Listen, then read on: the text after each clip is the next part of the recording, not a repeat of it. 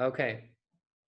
So I decided that I'm going to go outside whenever the temperature drops below 40 degrees. And so at the time I lived in Boston, right? And Boston can get pretty cold in the winter. So by the time November came and the temperature dropped down below 40, I would go outside every morning. Instead of my meditation, I would basically go out in the yard. We had a small backyard, and I'd bring my towel. I'd put the towel down, sit on the towel, and basically do these breathing exercises that heat me up. And at first I wasn't sure if that's even going to work. And I thought, I'm going to bring my watch. I'm going to time it. So I'm going to be there exactly half hour.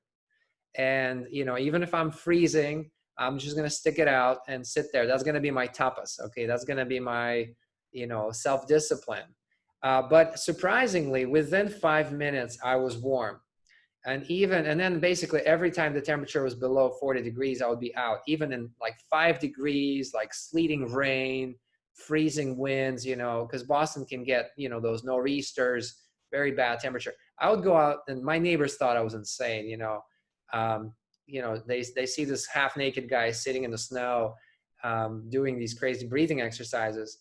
But that really worked. Like I was really within 5-10 minutes, then in just like within a minute, I was able to raise my body temperature, direct my heat, internal visceral heat to the skin, to the extremities, and basically maintain that. And that was my tapas, right? So tapas can be, my point here is that tapas can be as wide as you want it to be. It could be food related, it could be relationship related, reading books, crazy practices like that, or anything you want. And so yoga really, when yoga developed, the practice of yoga was based upon tapas. Any questions? No? Dakota, you were saying something? What, I mean, I guess I could ask you later, but I was just curious about the technique that you used for that. So I used 3 techniques. One, as I mentioned already, the breath of fire. The breath of fire is fast breathing. You know, you're expelling the air through the nose very quickly, kind of like, it sounds like a sneeze. You've done that before. I think we've done that before with you guys, maybe in the Thai class. Skull shining breath? Skull shining breath, that's correct. Yeah, so the traditional yogic name is skull shining breath because it cleanses your aura around your skull, right? So it's called skull shining breath. And it looks and sounds like this. So I'm just going to do it.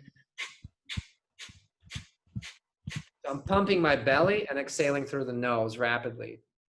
And we can do that later together as we move on with the class. So that's one technique. It does raise your temperature a little bit. But then what really raises your temperature actually is breath holds, right? When you hold your breath, you start to accumulate carbon dioxide in your blood.